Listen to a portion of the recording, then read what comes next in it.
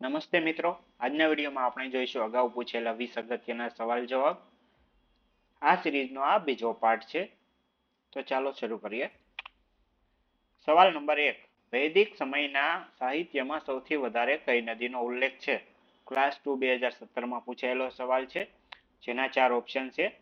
Option number A Sindhu, option B Ganga, option C Saraswati અને option D Narmada. આનો સાચો જવાબ છે ઓપ્શન નંબર એ સિંધુ. સવાલ નંબર 2. કુરુક્ષેત્ર ક્યાં આવેલું છે? ક્લાસ 1 અને 2માં 2007માં પૂછાયેલો સવાલ છે, જેના 4 ઓપ્શન છે. પંજાબ, ઉત્તર પ્રદેશ, હરિયાણા અને ઉત્તરાંચલ. આનો સાચો જવાબ છે option number C, Haryana. Kurukshetra હરિયાણામાં આવેલું છે. સવાલ નંબર 3. સંગમ સાહિત્ય કઈ ભાષામાં લખાયેલું છે? જીપીએસસી ક્લાસ 1 2017માં પૂછાયેલો સવાલ છે, જેના 4 ઓપ્શન છે. તેલુગુ, તામિલ, મલયાલમ અને સંસ્કૃત. આનો સાચો જવાબ છે ઓપ્શન નંબર બી, તામિલ. સંગમ સાહિત્ય તામિલ ભાષામાં લખાયેલું હતું. સવાલ નંબર 4. સંસ્કૃતના મહાન વ્યાકરણ શાસ્ત્રી પાણિની નીચેના પૈકી કયા સ્થળના વતની હતા?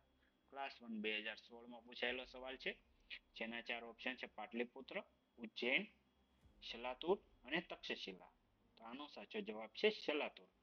સંસ્કૃતના મહાન વ્યાકરણ શાસ્ત્રી પાણીની શલાતુર સ્થળના વતની હતા.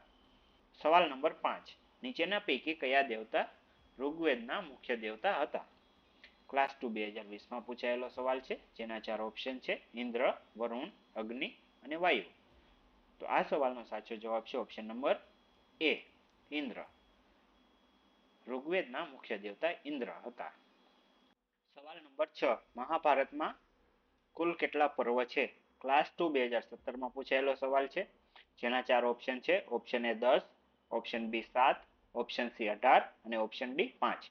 તો આ સવાલનો સાચો જવાબ છે ઓપ્શન નંબર સી, 18. મહાભારતમાં કુલ 18 પર્વ છે. સવાલ નંબર 7. ગૌતમ બુદ્ધે લોકોને કઈ ભાષામાં ઉપદેશ આપ્યો હતો? ક્લાસ 3 2017માં પૂછાયેલો સવાલ છે, જેના 4 ઓપ્શન છે. પાલી, હિન્દી, અધર્માગધી અને ઉપરમાંથી કોઈ નહીં. આનો સાચો જવાબ છે ઓપ્શન નંબર એ, પાલી. મિત્રો, તમને સવાલના જવાબ આવડતા હોય તો તમે કમેન્ટ પણ કરી શકો છો. સવાલ નંબર 8. ભગવાન બુદ્ધે પહેલો ઉપદેશ કયા સ્થળે આપેલ હતો? ક્લાસ 1 2018માં પૂછાયેલો સવાલ છે, જેના 4 ઓપ્શન છે. લુંબિની, બોધગયા, સારનાથ અને કુશીનગર. આ સવાલનો સાચો જવાબ છે ઓપ્શન નંબર સી, સારનાથ. ભગવાન બુદ્ધે સારનાથ સ્થળે પહેલો ઉપદેશ આપ્યો હતો. સવાલ નંબર 9. આચાર્ય નાગાર્જુન કઈ પ્રાચીન વિદ્યાપીઠના આચાર્ય હતા? ક્લાસ 3 2017માં પૂછાયેલો સવાલ છે, જેના 4 ઓપ્શન છે. તક્ષશિલા, નાલંદા, વલ્લભી અને વિક્રમશિલા. આનો સાચો જવાબ છે ઓપ્શન નંબર બી, નાલંદા. આચાર્ય નાગાર્જુન નાલંદા પ્રાચીન વિદ્યાપીઠના આચાર્ય હતા. સવાલ નંબર 10. જૂનાગઢનું સુદર્શન તળાવ કયા કાળ દરમિયાન બંધાયું હતું? જીપીએસસી પીઆઈ 2017માં પૂછાયેલો સવાલ છે, જેના 4 ઓપ્શન છે. સેંધવ, પરમાર, સોલંકી અને મૌર્ય. આ સવાલનો સાચો જવાબ છે ઓપ્શન નંબર ડી, મૌર્ય. જૂનાગઢનું સુદર્શન તળાવ મૌર્ય કાળ દરમિયાન બંધાયું હતું. સવાલ નંબર 11. પંચતંત્રના લેખક કોણ છે? પંચતંત્રના લેખક કોણ છે? જીપીએસસી ક્લાસ 2 2018માં પૂછાયેલો સવાલ છે, જેના 4 ઓપ્શન છે. વિષ્ણુ શર્મા, ચાણક્ય, વિષ્ણુગુપ્ત અને તુલસીદાસ. તો આ સવાલનો સાચો જવાબ છે ઓપ્શન નંબર એ, વિષ્ણુ શર્મા. પંચતંત્રના લેખક વિષ્ણુ શર્મા છે. સવાલ નંબર 12. શક સંવત પ્રમાણે ગણેશ ચતુર્થી કયા મહિનામાં આવે છે? ક્લાસ 1 2018માં પૂછાયેલો સવાલ છે, જેના 4 ઓપ્શન છે. Option A Ashadh, option B Shravan, option C Kartik અને ઓપ્શન ડી ભાદ્ર. આ સવાલનો સાચો જવાબ છે ઓપ્શન ડી, ભાદ્ર. શક સંવત પ્રમાણે ગણેશ ચતુર્થી ભાદ્ર મહિનામાં આવે છે. સવાલ નંબર 13. કવ્વાલી નામની ગાન પદ્ધતિનો વિકાસ કોણે કર્યો? ક્લાસ 3 2019માં પૂછાયેલો સવાલ છે, કવ્વાલી નામની ગાન પદ્ધતિનો વિકાસ કોણે કર્યો? જેના 4 ઓપ્શન છે. અમીર ખુસરો, શર્કી સુલતાના, માળવાના સુલતાન બાજ બહાદુર અને ખોરાસાની. તો આનો સાચો જવાબ છે ઓપ્શન નંબર એ, અમીર ખુસરો. કવ્વાલી નામની ગાન પદ્ધતિનો વિકાસ અમીર ખુસરોએ કર્યો હતો. સવાલ નંબર 14. વલ્લભાચાર્યએ કયા ધર્મનો ફેલાવો કર્યો? ક્લાસ 2 2020માં પૂછાયેલો સવાલ છે મિત્રો, જેના 4 ઓપ્શન છે. ઓપ્શન એ વૈષ્ણવ ધર્મ, ઓપ્શન બી શૈવ ધર્મ, ઓપ્શન સી હિન્દુ ધર્મ, ઓપ્શન ડી બૌદ્ધ ધર્મ. આનો સાચો જવાબ છે ઓપ્શન એ વૈષ્ણવ ધર્મ. વલ્લભાચાર્યએ વૈષ્ણવ ધર્મનો ફેલાવો કર્યો હતો. સવાલ નંબર 15. પાટણમાં આવેલી રાણકી વાવ કોણે બંધાવી હતી? જીપીએસસી ક્લાસ 1 2001માં પૂછાયેલો સવાલ છે, જેના 4 ઓપ્શન છે. ઉદયમતી, મિનળ દેવી, દેવળ દેવી અને ચોલા દેવી. તો આ સવાલનો સાચો જવાબ છે ઓપ્શન એ ઉદયમતી. પાટણમાં આવેલી રાણકી વાવ ઉદયમતીએ બંધાવી હતી. સવાલ નંબર 16. યાત્રી વેરો કોણે નાબૂદ કર્યો?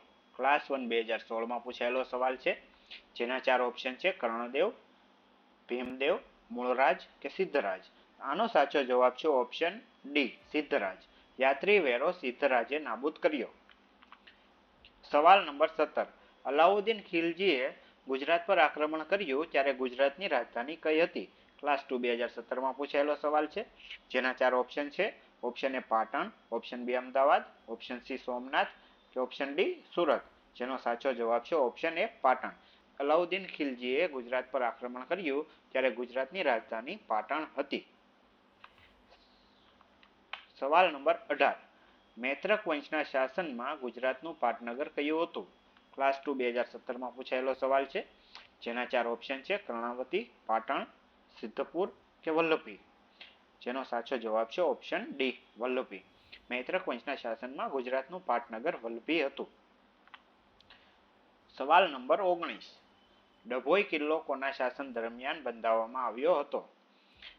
Option A Mulraj Solanki, option B Siddhraj Jaysinh, option C Khengar પ્રથમ કે ઓપ્શન ડી રુદ્રસેન.